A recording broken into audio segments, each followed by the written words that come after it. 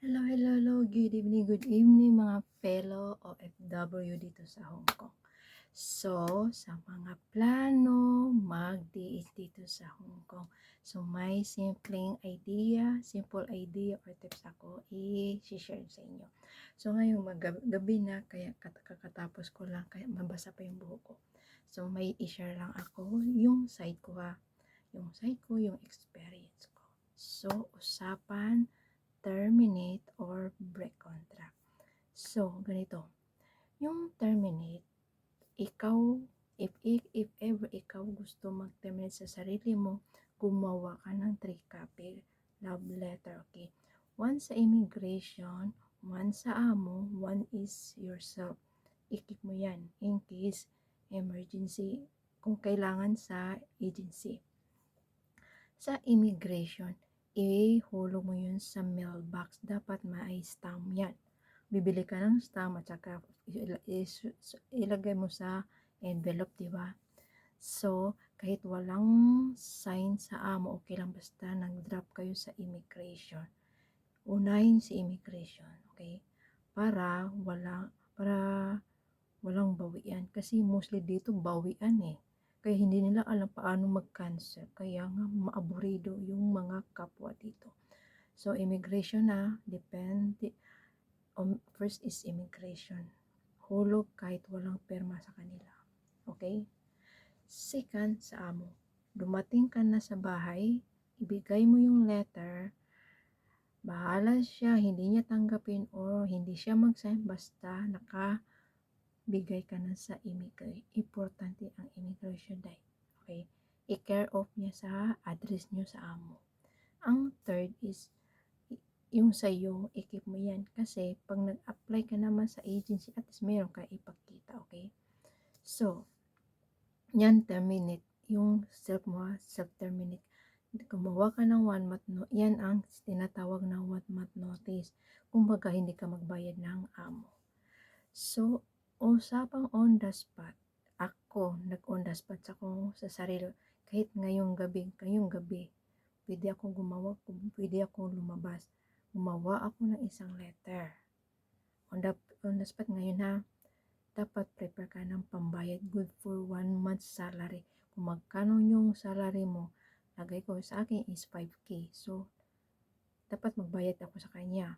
Before ako magbayad, dapat siya magbigay sa akin ng one-way plane ticket at saka yung working days kung ilang weeks or 1 month na ba or weeks kasi ganun tayo on the spot eh. Hindi mo alam mabila kung ilang weeks ka na, di ba? So ilang weeks, yun lang. If ever matagal ka na sa amo, di bilangin mo yung annual leave mo, di ba? May annual leave pa yan. So, yan ang on the spot. If ever ang amo mag-terminate sa'yo, on the spot, siya ang magbayad sa'yo. Good for 1 month salary, working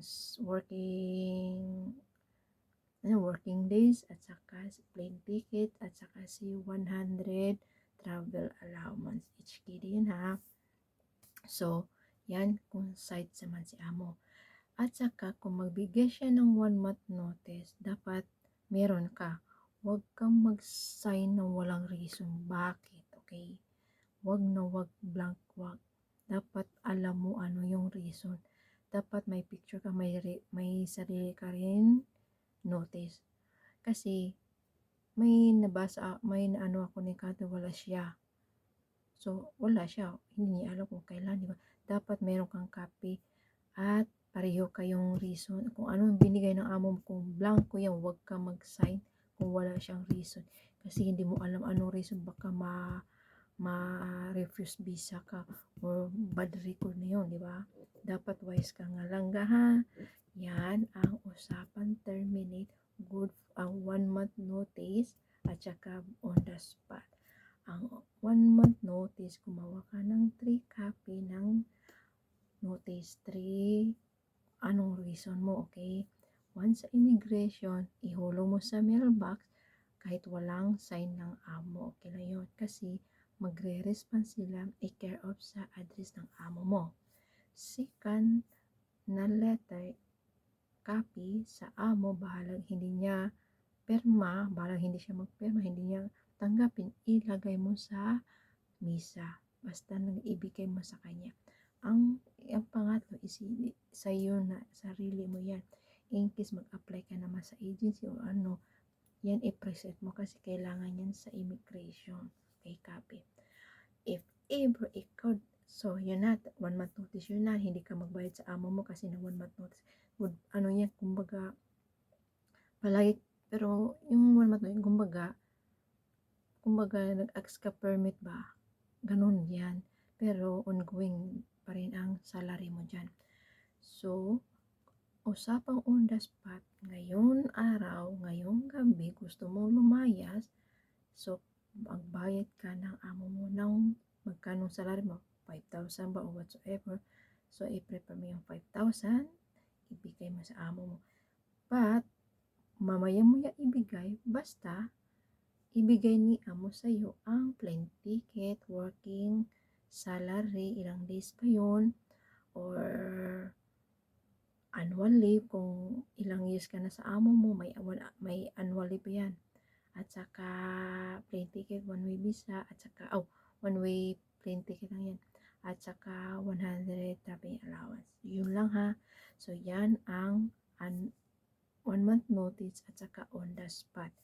Yung on the spot, isang letter lang kailangan mo yan. Gumawa ka ng letter, ipapirma mo sa amo mo, ilagay mo ang reason, the best reason, ano yan. Kasi, pag nag-apply ka sa agency, kailangan yan sa agency mo. Ano yan sa requirements, ano ba? Together kasi importante yan. So, yan. So, yan ang idea or tips. Not idea or tips, but yan ang in-share ko sa inyo. So, salamat. Hope sa mga bago, may idea na kayo ano yung 1 month notice at saka break contract. Okay? So, thank you. Good evening. Have a blessed day. Good night. Please like and share and follow my simple blog. Bye-bye. Thank you. Good morning.